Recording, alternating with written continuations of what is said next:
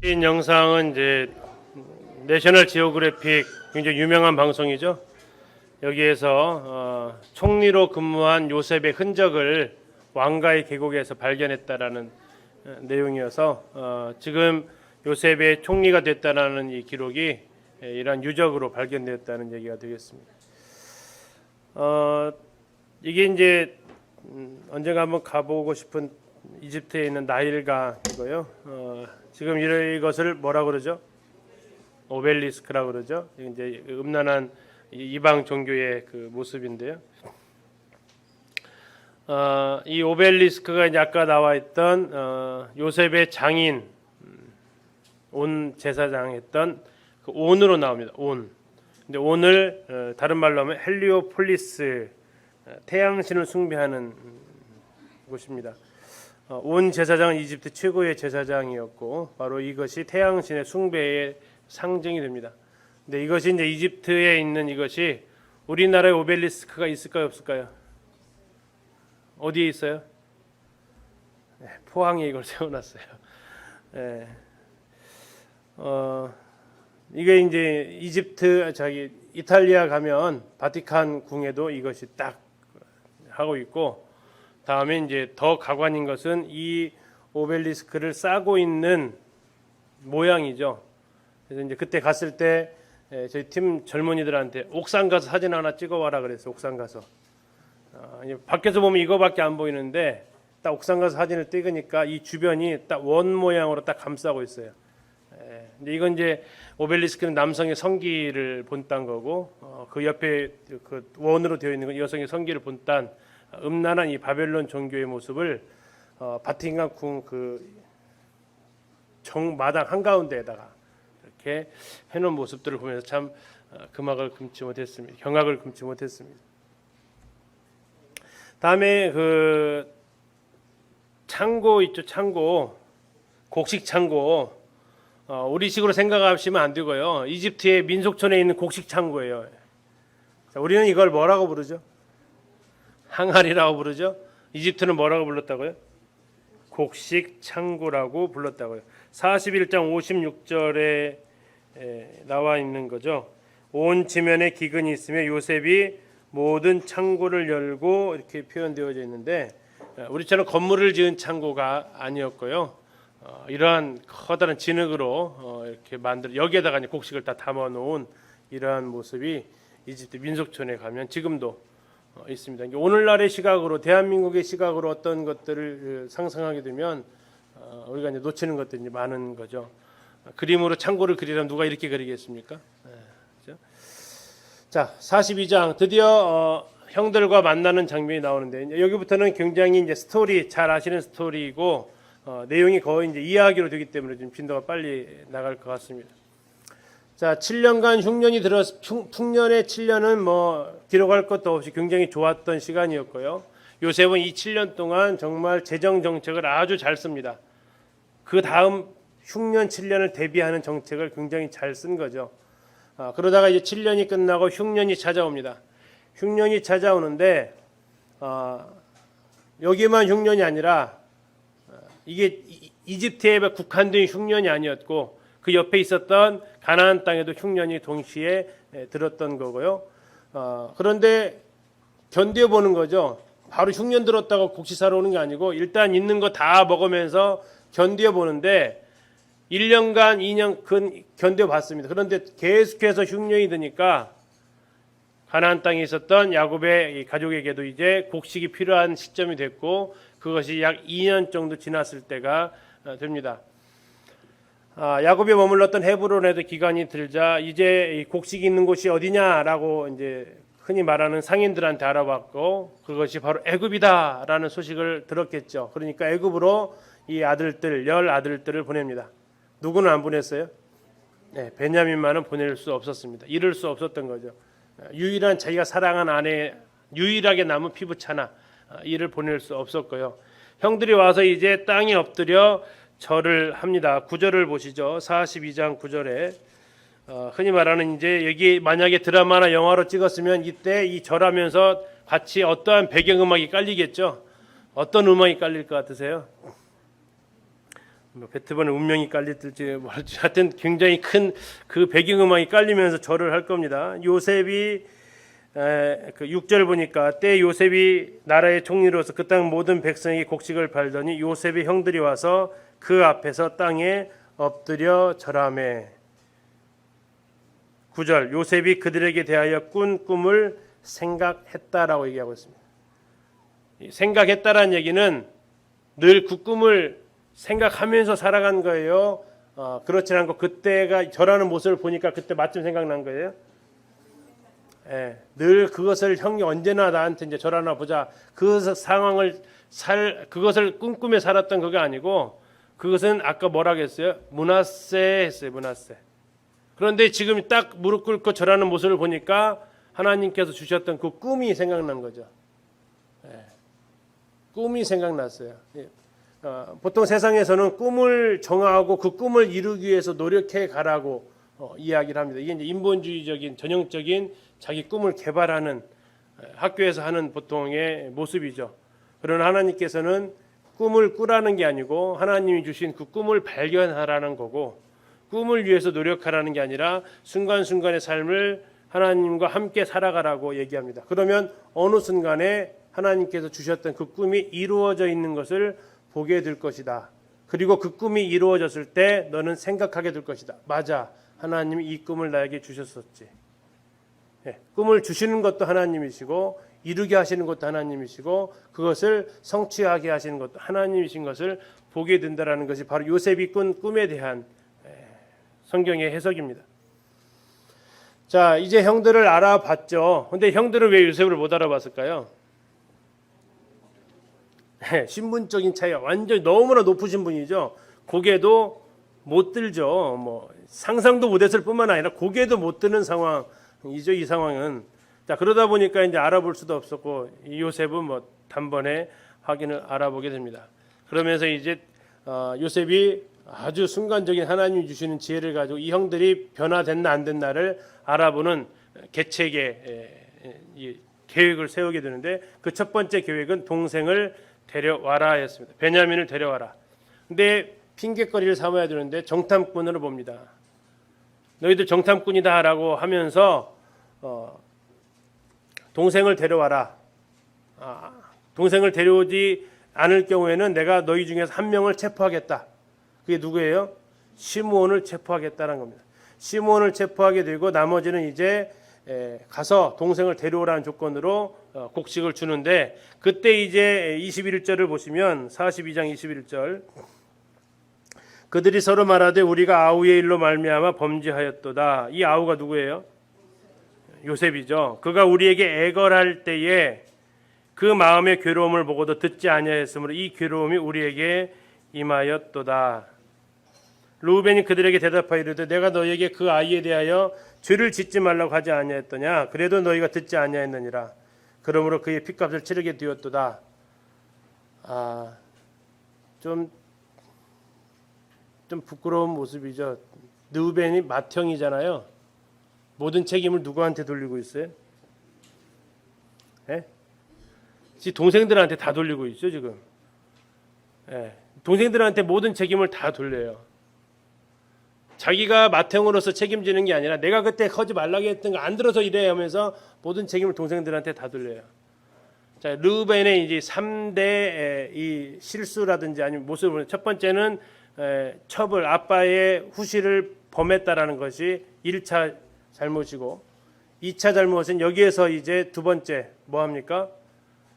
모든 책임을 동생들한테 다 전가시키는 잘못을 범하고 나중에 이제 가나안 땅에 들어갔을 때 베냐민을 데려가는 조건으로 르우벤이 제시한 것이 뭘 제시해요?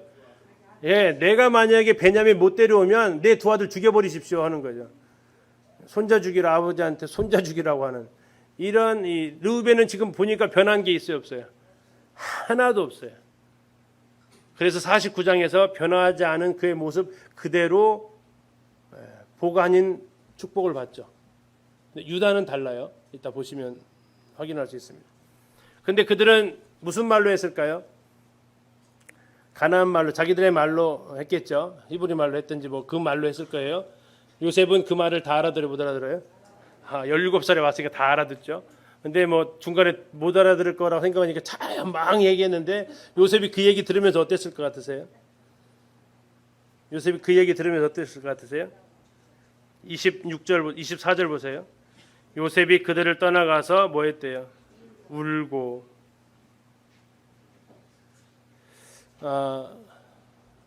이 울음은 어떤 울음인지 잘 모르겠어요.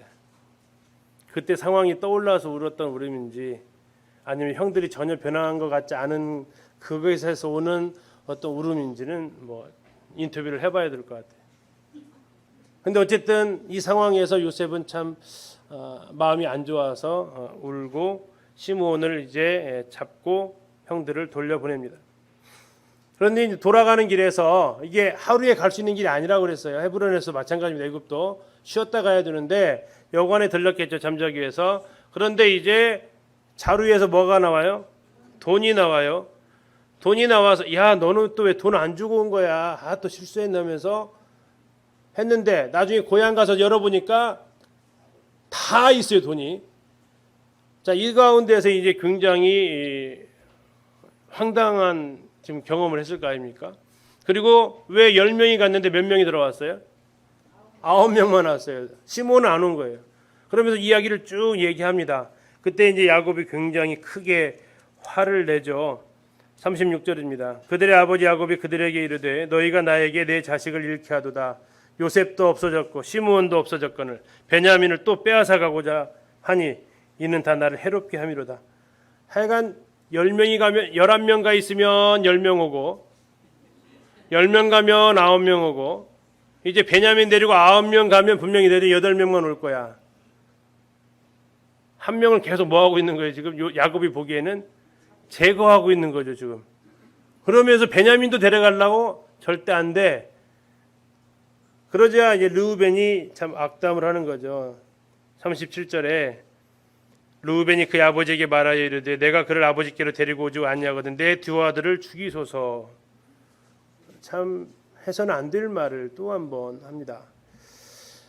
자, 시간이 지나면서 어떤 일이 벌어졌어요? 양식이 떨어지죠. 뭐 이게 사렙다 과부였으면 계속 나왔겠지만 상황이 아니니까 떨어지죠. 그러니까 결국 야곱은 선택을 해야 됐어요. 그대로 굶어 죽느냐 아니면 베냐민을 보내느냐.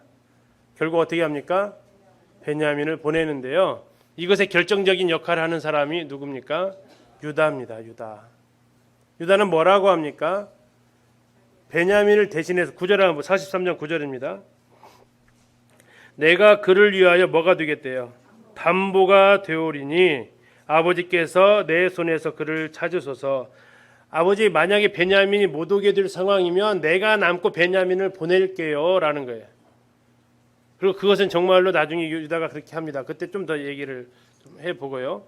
그렇게 해서 베냐민이 이제 애굽으로 내려가게 됩니다. 애굽에 내려가는데 갑자기 요셉이 집으로 들어오라고 초대를 해요. 자, 그들은 기뻤을까요? 당황했을까요? 굉장히 당황스럽죠. 왜요? 특히 돈이 있었잖아요. 자루에. 이거 분명히 돈 문제일 거야, 이거. 우리가 돈 내는 듯 하면서 다 가져온 걸 알고 있었을 거면서 야, 들어가기 전에 이 문제부터 해결하자. 그래서 청지기한테 사실은요, 우리가 돈 가지고 오려고 해서 가지고 왔던 게 아니고요. 가서 봤더니 돈이 있었거든요. 하니까 이 청지기가 이미 내 장부에는 지불 완료라고 돼 있어. 걱정 마. 하면서 가는 거예요. 그리고 다시 이제 집안에 이제 이 문제는 아니구나. 집에 도착했는데 요셉이 앉아 있으니까 또 한 번 땅에 엎드려 절하죠. 이제 제대로 꿈이 완전 성취가 됐어요. 몇 개의 볕단이 절해야 돼요? 11개가 절해야 되잖아요. 아까는 요셉 베냐민 빠졌으니까 진짜 성취가 됐어요. 그러면서 요셉이 이제 아버지 안부를 묻습니다. 굉장히 걱정했을 거예요. 시몬이 안 갔을 때 아버지가 또 얼마나 힘드셨을까. 혹시 이것을 아빠가 쇼크받지는 않았을까에 대한 그 걱정이 그에게는 있었을 것이었을 거고요. 그래서 먼저 야곱의 안부를 묻습니다. 그리고 이제 베냐민을 보자마자 얼마나 정말 하나밖에 없는 동생이에요. 우리 자녀들끼리도 이렇게 형 동생의 우애가 깊죠. 보편적으로 자기 형 동생들은 왜 이렇게 잘 그냥 흔히 말하는 잡아먹으려고 하는지 모르겠어요. 자기 친동생 친형은 정말 사이가 좋아야 되는데 이게 참 쉽지가 않은 것 같은데 이 그건 정상이 아니에요. 요셉 보고 베냐민 보세요. 이게 정상이라고요. 감정이 북받쳐가지고 굉장히 이제 막 울죠. 그러면서 이제 다시 진정시키고 아직 시험이 안 끝났거든요. 시험이 안 끝나 두 번째 테스트를 합니다. 그러면서 형들을 앉히는데요. 좌석이요 앉는데 정해주는 거예요. 자 무슨 색 옷 입으세요 여기 있고 머리 뭐 여기 앉으시 쭉 하는데 놀라는 거죠. 무슨 순서예요? 나이 순서예요. 지난번 이게 한번 생각하시라겠어요. 그들의 나이 차이가 1살 차이도 안 난다니까요. 7년이라는 시간 동안 요셉이 11번째고 루벤이 첫째니까 그 사이에 7년 동안에 12명의 사람이 났어요. 그러니까 동갑내기가 있다라는 얘기예요. 그죠? 연년생도 나이 먹은 다음에 줄 세우기는 굉장히 어렵습니다. 대여섯 명도. 근데 지금 몇 명을 줄 세워야 돼요? 베냐민 워낙 나이 차니까 빼고 그건 막내인지 아니까 10명을 제대로 줄 세우는데 와 진짜 본 사람처럼 줄을 세우니까 이들이 오해요. 오죽하면 이 내용을 그들이 여기다가 적어 놨겠습니까? 43장 보시면요. 33절 한번 보세요. 43장 33절 그들이 요셉 앞에 앉되 어떻게 앉았어요? 그들의 나이에 따라 앉히게 되니 나이에 따라 앉은 게 아니고 앉혔어요. 그러니까 그들이 서로 이상히 여겼더라. 아니 뭐 나이 순으로 앉으면 괜찮은데 이게 지금 그런 상황이 아니라는 것을 지난번 말씀드렸어요. 이게 나이 차이 많이 나는 상황도 아니라고요. 심지어는 저보다 제 위에 있는 형보다 제가 나이가 더 들었다고 5살 차이 나거든요. 봉동에 있는 형님하고. 근데 저보다 제가 나이 더 들었다고 할 정도인데 5년 차이가 나도 여기는 1살 차이도 안 난다고요. 그런데도 쭉 앉히니까 형들이 이상한 거예요. 야 이거 지금 진짜 이 사람은 신통한 사람이다 이거. 진짜 점 잘 치는 사람이다. 이 종이었다가 총리 됐다라는 말이 이거 진짜 장난이 아니다 이거. 어쩜 이렇게 앉힐 수 있냐 하고 이상하게 여길 정도였어요. 그러면서 시험을 하나를 더 하는 것이 음식을 쫙 차려주는데 누구한테만? 베냐민한테만 막 쌓아주는 거죠. 그러면서 요셉은 뭘 봤을까요? 형들이 어떻게 하는가 보는 거죠.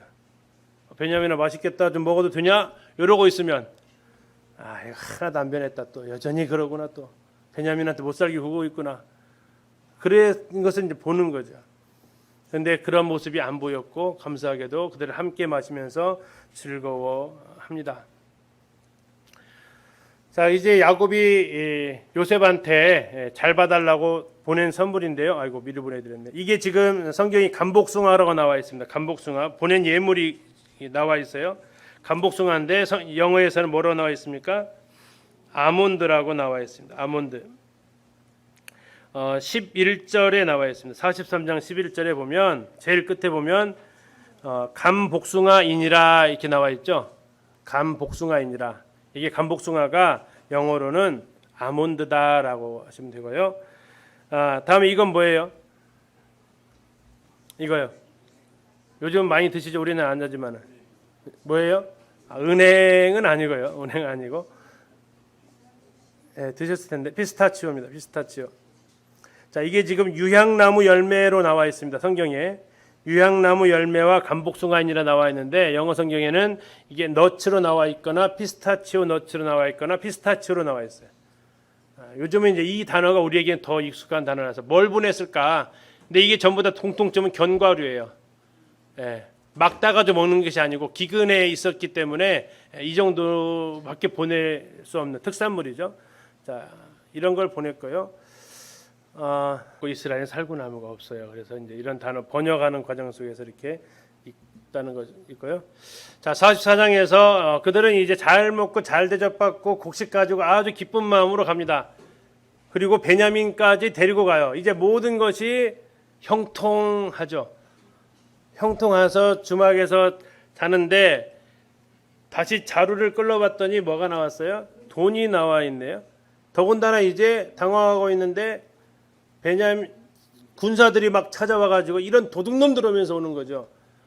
근데 무슨 소리냐 하면서 너희들이 지금 총리 대신에 은잔을 가져갔다. 그건 총리가 점칠 때 쓰는 거다. 너희들 나이도 순서대로 안 치는 점 잘 치는 거 모르냐? 우리는 가져간 적 없다. 뒤지면 다 나온다. 솔직히 얘기해라. 그러니까 절대 없다. 나오면 우리가 다 너희들의 종이 되겠다 얘기합니다. 그러니까 이 요셉이 보낸 군대가 뭐라고 합니까? 아니 그렇게까지는 하지 말고 나온 사람만 내가 잡아갈게. 나온 사람만. 어쨌든 알아서 풀어봐라 하면서 르우벤부터 풀어가는 거죠. 나와요 안 나와요? 안 나와요. 7째 8째 안 나와요. 이 형들의 표정이 어땠을 것 같아요? 봐봐 우리가 뭐 9째 10째 마지막 한 명 남았어요. 누구요? 베냐민. 풀렀는데 마침 거기서 뭐가 나와요? 딱 나오는 거죠. 그 표정 카메라로 한번 잡았다고 생각 한번 해보세요. 텔레비전 영화나 드라마 보시잖아요. 카메라로 포즈를 한번 잡았다고 생각해 보세요. 베냐민의 표정이 어땠을까? 그것을 바라보는 형들의 표정이 어땠을까? 야 동생이 너무 호기심이 발동해서 저것도 가져왔나 보다. 뭐 그렇게 했을까? 유다는 어떻게 했을까? 지금 자기가 담보로 두겠다고 했는데, 자 이때 이 애굽에서 온 군사들이 누구를 데려갑니까? 베냐민만 잡아가는 거예요. 베냐민만 잡아가는 거예요. 자 형들은 선택을 해야 돼요. 둘 중에 하나 선택을 해야 돼요. 무슨 선택이에요? 베냐민을 가고 아빠한테 이 상황, 일단 집안에 있는 식구들 곡식 없으면 죽으니까 이 곡식 갖다 주고 뭐 대책을 세우는 거, 그 일단 하나 그걸 가든지, 아니면 지금 베냐민 자기는 포로 아니지만 자기들이 따라서 가든지. 따라가면 가나안 땅에 있는 식구들이 굶어 죽을지도 몰라요. 안 따라가서 베냐민 두고 나머지만 가면 아버지 졸도해서 쇼크 사러 돌아갈지도 몰라요. 근데 일부 따라가 일부 보내면 이건 또 뭔 일이 하면서 더 난리 날지도 몰라요. 자, 이때 선택이 기로해서 우리 형제자매들 어떤 선택을 하실 것 같으세요? 내가 형들이었다면 이 선택을 했겠죠. 그들은 어떻게 합니까?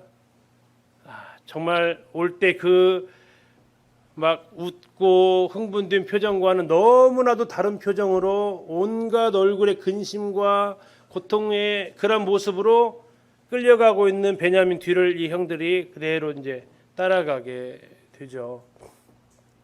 그리고 이제 요셉 앞에 다시 한번 엎드립니다. 요셉이 이제 노예로 삼겠다고 하니까 유다가 선언하는 거예요. 우리의 잔이 발견된 자가 다 주의 노예가 되겠습니다. 우리와 잔이 발견된 자가 다 주의 노예가 되겠습니다. 요셉이 아니다. 잔이 있는 사람만 발견하면 된다. 요셉이 이런 말하는 것은 무엇을 알아보려고 하는 거예요? 어려우면 버릴 것인지 어려우면 같이 이겨낼 것인지에 대해서 시험하고 있는 거죠. 마지막 시험이죠. 유다가 얘기합니다. 아버지 생명과 아이의 생명이 하나로 묶여 있습니다. 뭘 알은 거예요? 아버지의 마음을 알았어요. 이걸 어떻게 알았어요? 두 아들을 잃어봤잖아요. 다음에 저를 대신 종이 되게 하시고, 자 지난번에 유다는 요셉을 어떻게 했어요? 종으로 팔았잖아요. 근데 이제는 자기 뭐라고 하는 거예요? 내가 요셉 대신 종이 되겠다고 하는 거예요. 유다가 변했어요. 우리 아이가 변했어요가 아니고 누가 변했어요? 유다가 변했어요. 유다가 어떻게 이렇게 변할 수 있었을까요? 38장의 힘이에요. 38장이 그를 변하게 만들어요. 르우벤은 하나도 안 변했어요. 유다가 변했어요. 자식 잃은 슬픔을 겪고 나니까 아버지의 마음을 알았어요. 자기가 종으로 팔린 모습을 보니까 내가 종이 되겠다라는 마음을 그가 품게 되었어요. 이제 요셉이 시험이 다 끝났습니다. 그러면서 자기 신분을 밝힙니다. 그리고 얼마나 참았던 울음을 막 토해냈겠습니까? 자, 요셉이 우는 것을 봤을 때 형들의 그 표정은 또 어땠을까요? 이걸 정말 드라마로 찍으면 명드라마가 나올 것 같아요. 어떠한 표정을 지었을까요? 요셉이 말합니다. 나는 당신들의 아우니 당신들의 애굽의 판자입니다. 하나님이 생명을 구원하시려고 나를 먼저 보내셨습니다. 이게 므낫세의 표현이에요. 이게 만약에 므낫세가 안 됐으면 어떻게 됐을까요? 원망을 쏟아놓겠죠. 형이 어떻게 이렇게 팔 수 있습니까? 원망이 나갈 텐데 이게 므낫세가 딱 되니까 아니, 하나님이 하셨다라고 해요. 아까 이게 지금 그냥 지나치는 말이 아니죠. 므낫세라는 이름을 지을 때 내가 잊어버렸다가 아니었어요. 어떻게 하셨다고 했어요? 하나님이 잊게 하셨다고 했어요. 예, 하나님이 하셨다라고 하나님을 인정하게 됐다는 얘기예요. 우리가 안 잊혀지고 안 지워지는 것은 내가 해보려고 하는 것 때문에 그런 것 같아요. 내가 잊어보려고 하고 내가 용서해보려고. 근데 그게 안 되잖아요. 네, 하나님께서 하셨습니다. 하나님이 인정되어지면 이게 가능해지더라고요. 나를 이리로 보낸 자는 당신들이 아니요 하나님이십니다. 근데 이때 조심해야 된다고 했어요. 근데 형들이 맞아 하나님 이렇게 하신 거야. 그러면 돼야 안 된다고요. 그러면 안 된다고요. 그건 요셉이 하나님 앞에 만난 거지. 그들은 또 다른 하나님을 만나야지 자신들의 허물을 그것으로 그냥 다 도매값 처리하면 안 돼요. 요셉이 하나님을 개인적으로 만난 것처럼 유다가 그렇게 변했던 것처럼 그들도 역시 하나님을 만나야 되는 거죠. 그러면서 이제 아버지를 모셔오라고 합니다. 요셉 형들이 왔다는 소식을 바로가 들으면서 야, 그 노인이 오시려면 어떻게 그 나귀 타고 오냐? 수레, 임금 그 수레를 보내서 모시고 와라.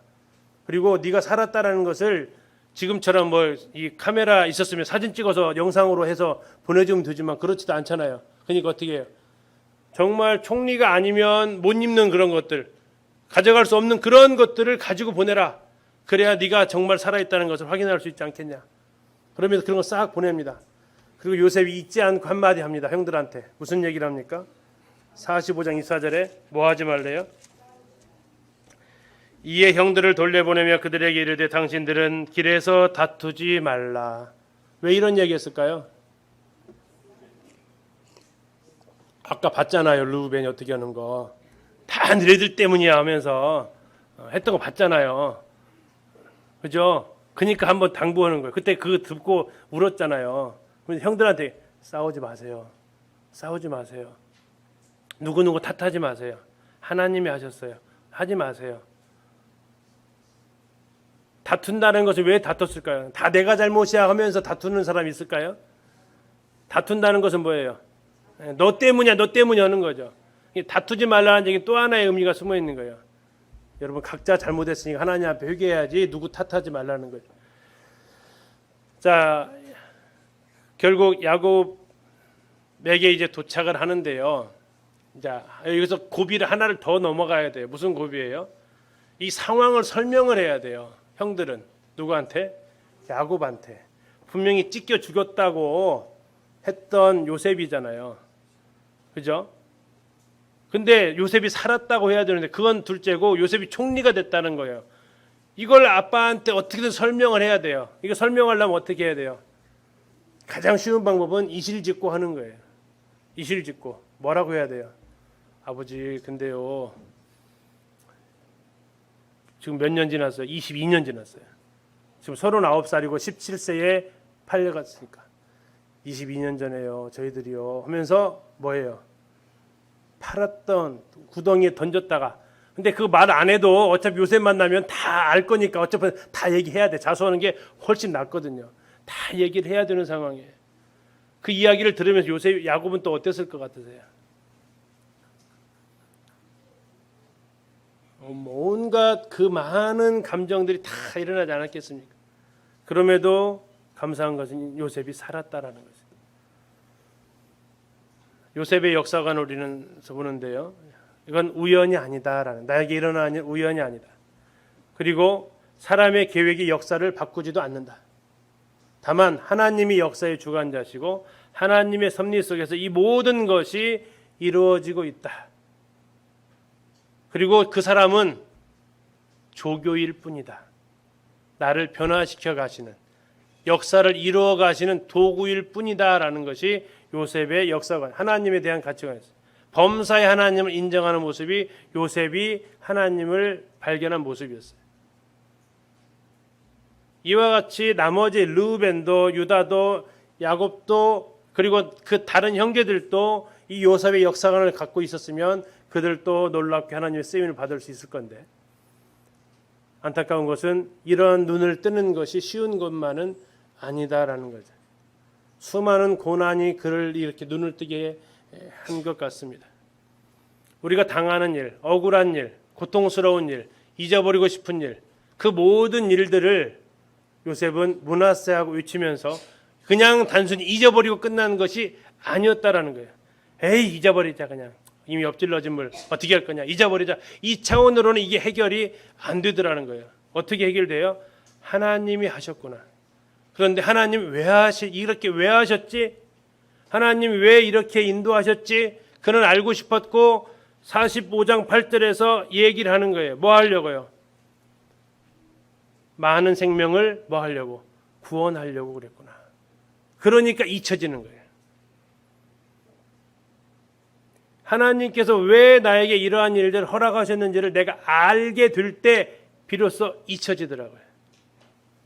작년에 잠시 간증은 드렸지만 폐렴으로 병상에 입원하면서 왜 전국 청년 캠프 말씀 전하기로 했는데 못 가게 하셨지? 이유가 대답이 되어지지 않을 때까지는 계속 때로는 원망과 이런 것들이 미안하고 이런 것이 다 제 마음을 더 힘들게 했어요.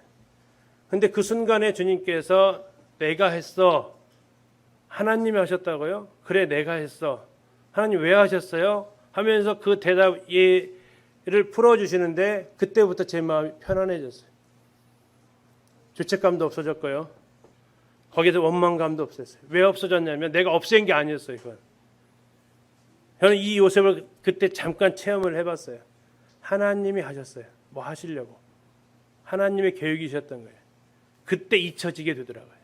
그게 안 되면 안 잊혀져요. 오히려 더 생각나요. 46장 드디어 야곱이 내려갑니다. 이삭은 그렇게 흉년 때문에 내려가려고 해도 하나님이 그 아래에서 막으셨어요. 내려가지 마. 근데 지금 야곱에게 나타나셔가지고 걱정 마라. 내려가라. 그리고 내가 너 가는 거 허락해 준다. 그리고 거기에 큰 민족이 나오게 될 것이다. 하나님의 계획이 있다는 얘기예요. 그리고 너는 이제 이 땅으로 다시 돌아올 것을 또 약속을 해 주십니다.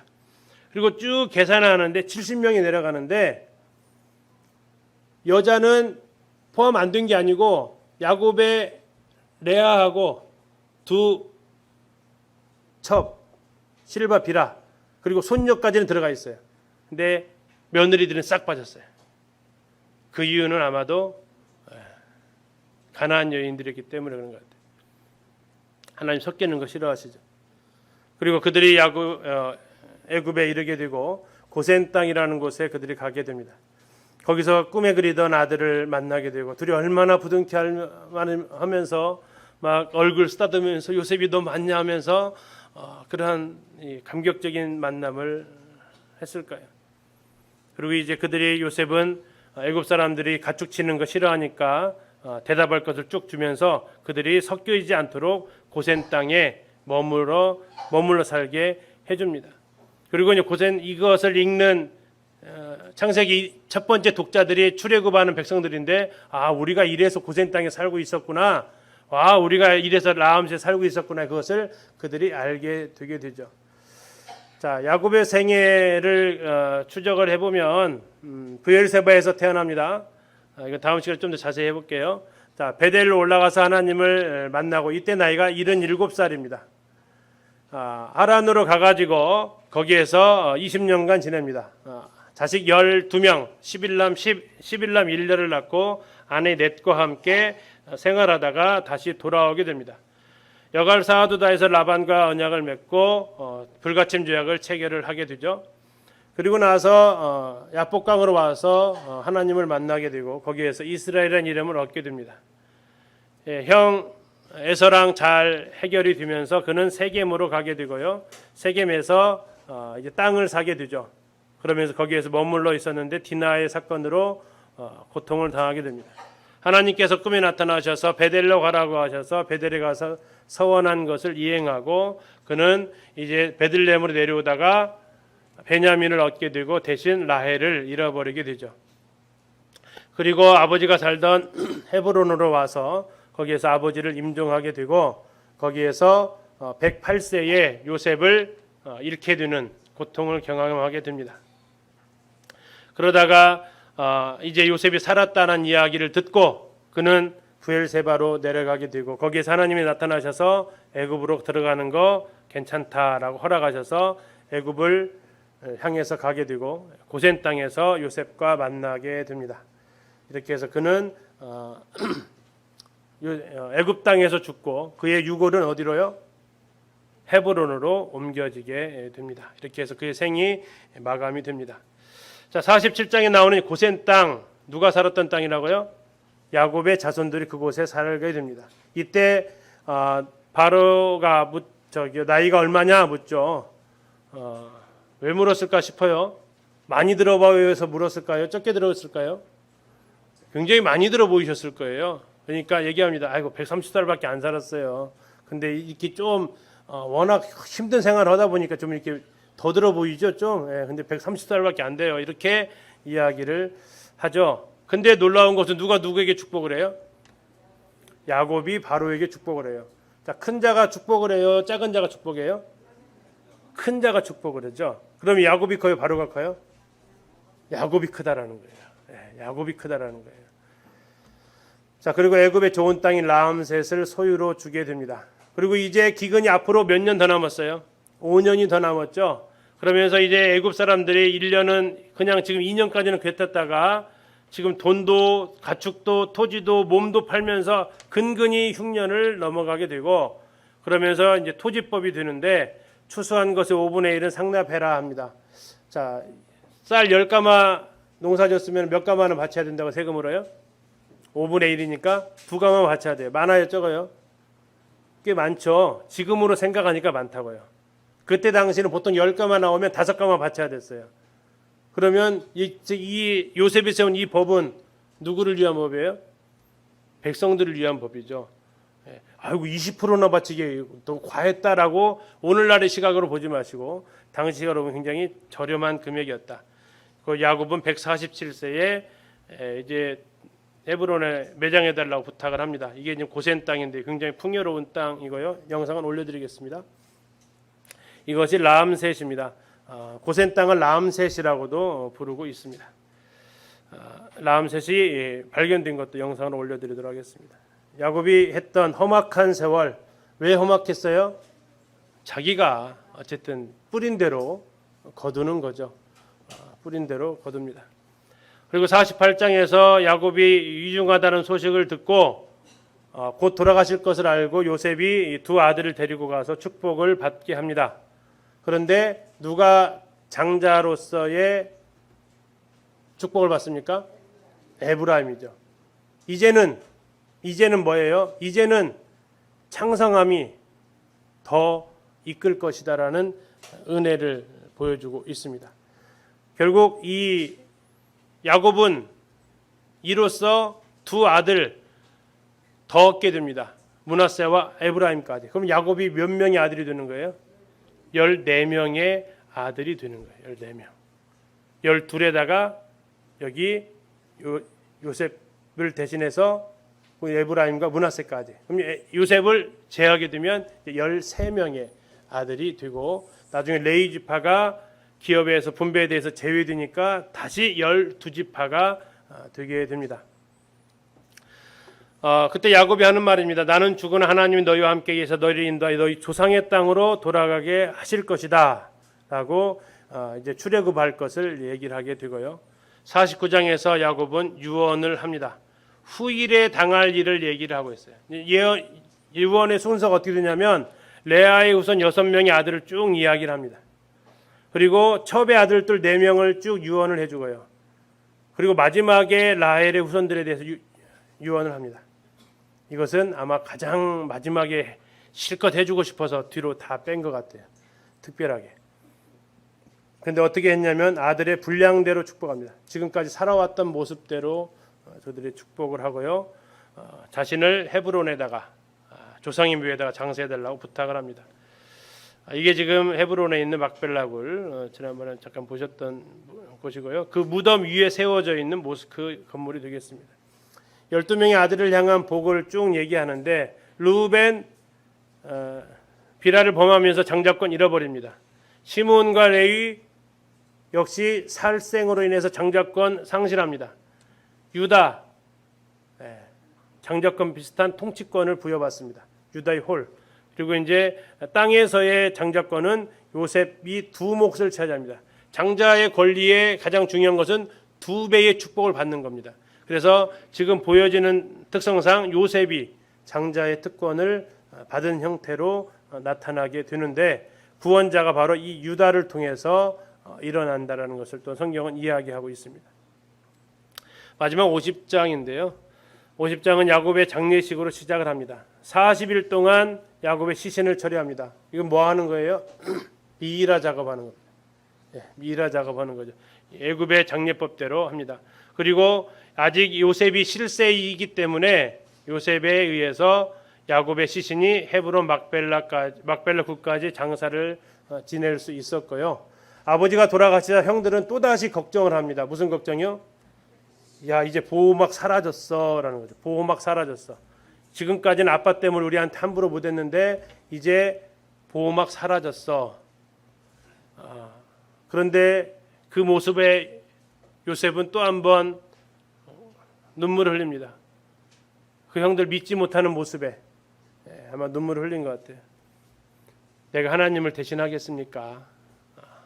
하면서 그들을 위로하고요. 요셉은 110세에 죽습니다. 110세에 죽는데 요셉은 그의 유골이 가나안 땅 세겜으로 못 갑니다. 그 이유는 이때는 아마 이제 야곱의 가족들이 권력이 약해졌거나 없어졌거나 한 상황임을 유추해서 볼 수 있습니다. 이게 지금 미이라 보관소고요. 또 썩지 않게 내장을 따로 보관하는 이런 상자들이 박물관에 가면 이렇게 볼 수 있습니다. 세겜에는 요셉의 무덤이 있고요. 이것으로 인해서 팔레스타인하고 유대인들은 또 갈등을 하면서 여기서 총성이 벌어지고 총격전이 벌어지기도 합니다. 서로 자기들의 조상이라고 우기면서 이런 일들이 벌어지죠. 창세기는 1장에 11장까지 인류 일반 역사, 창조 타락 홍수 바벨탑, 12장에 50장은 4명의 족장의 이야기를 통해서 가고요. 그 다음에 이어지는 것이 출애굽기인데 창세기 50장과 출애굽기는 약 300년 이상의 시간이 벌어진다라는 것을 기억을 하시고 우리가 다음 주에 만날 때는 300년 후에 만나는 거예요. 그러니까 그때까지 잘 살아 계셔서 300년 후 어떤 일들이 일어났는지를 같이 이렇게 살펴보도록 하겠습니다. 그러면 기도해 주시고 일정 마치겠습니다.